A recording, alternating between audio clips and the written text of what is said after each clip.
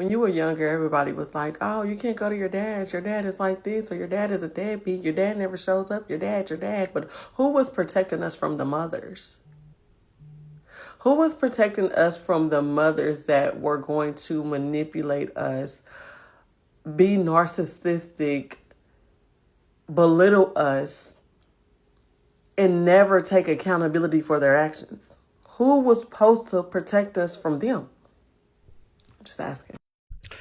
Yeah, I see a lot of women online saying things like, the kids are gonna grow up and they're gonna see which parent was the problem and stuff like that. And yeah, they do grow up and kids do see who was the problem. Just like this woman right here, she's been expressing herself on a TikTok. I seen a few of her videos or whatever, and she's very outspoken about her story and stuff like that. And I've seen a lot of people that are outspoken about their stories dealing with, single mothers and stuff like that, growing up in single mother households, seeing your mother with different men and stuff like that. The stepdads, they come in and these dudes really be weirdos. I mean, you gotta be a weirdo to, sit up and talk to another dude's sperm and try to raise his child in the first place. I mean, that's just pretty wild to me. I mean, like when I was younger, I thought about it, you know what I'm saying? Like I didn't really look at it as nothing that was bad. But now that I've gotten older and I look back on things and I think about that, I'm just like, man, that's a bad idea. But like I said, kids grow up and they see things like that. They see, how their mother is. These women, they like to say that men are narcissistic and things like that, but the kids see otherwise. The kids see that the mother is narcissistic and selfish, and they grow up and they want these kids to take care of them and all this whole kind of stuff, man. They see exactly why their fathers wasn't around, and like I said, this woman here, she's telling her story. I hate the fact that my mother kept me from my father's side of the family in the hopes of, oh, I'm protecting you and I'm making sure nothing happens to you. But the whole time it was your side of the family that fucked me up. Are you ready to Mm, talk about that or not? So the overly hyperly sexual side, your side. No, don't know how to communicate, your side. Got mm. touched on, all that, your side. Felt alone, abused, your side. Neglected, your side. Yeah. And this is no, I'm just coming for the whole side of the family, but at some point you got to speak your truth. The very thing that you swear you were keeping me from happened on this side. How do you explain that to me? Because it'll be something if nothing transpired on this side, and it would make sense on why you kept me from that side.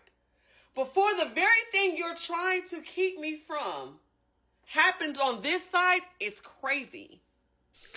Yeah, that's wild, man. And like I said, I've heard a lot of women have stories like this. Like I said, they growing up in these women, these single mother households, and these women are, they having men over.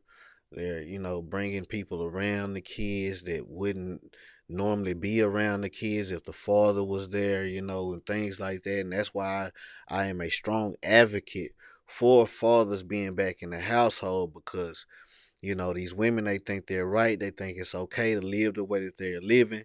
And they know if a man was in that house, they wouldn't be living like that. And that is the reason why, that is the main reason why a lot of kids are growing up without fathers at home because, especially in the black community, these women can't be told anything. They don't want to be told anything. The majority of the time, that is the reason why they left their single mother households because they didn't want to be told anything. And they grow up into adults that can't be told anything, and you know and they're accepting anything that comes along with these kids. I know women who are out here, she talking to the man, and the daughter's talking to the son, and it's all kind of crazy mess going on out here.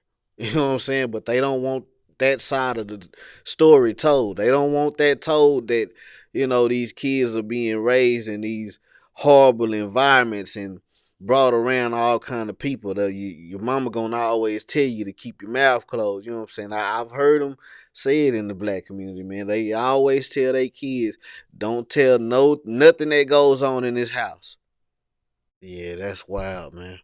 That's wild. Like I said, man, I know a lot of women. I know some dudes, they got the same story too, but you know, boys, they love their mama.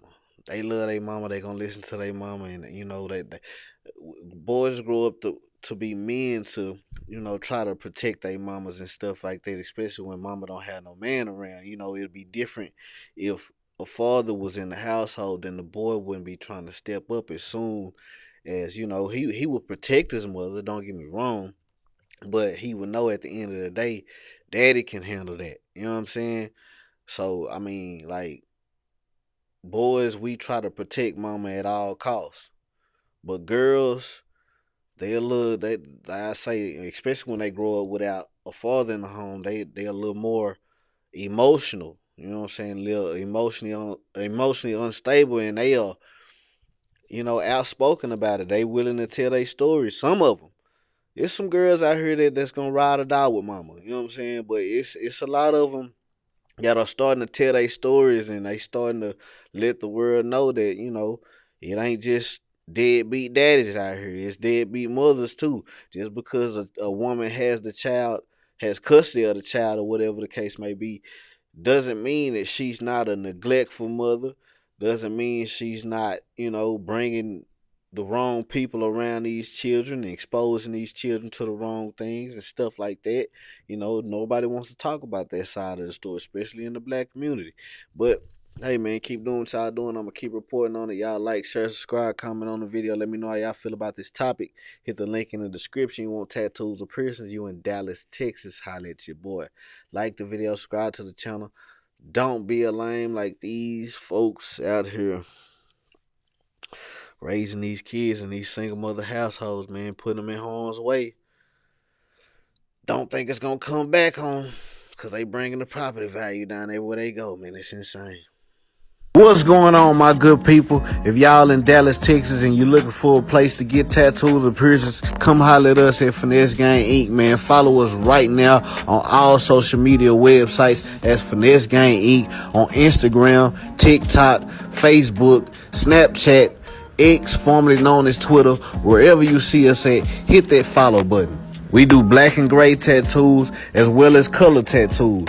It don't matter if you're dark skin, light skin, white skin, whatever. If you want lines, tigers, birds, flowers, butterflies, portraits, cover-ups, we do it all, man. If you want your nose pierced, your ear pierced, your belly pierced, Christina's, dermals, surface piercings, whatever you want, man, we can do it.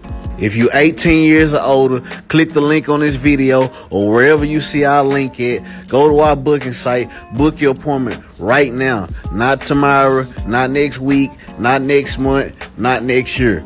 Click the link wherever you see our link at. Go on our booking site and book y'all appointment right now. What y'all waiting on? Let's get it.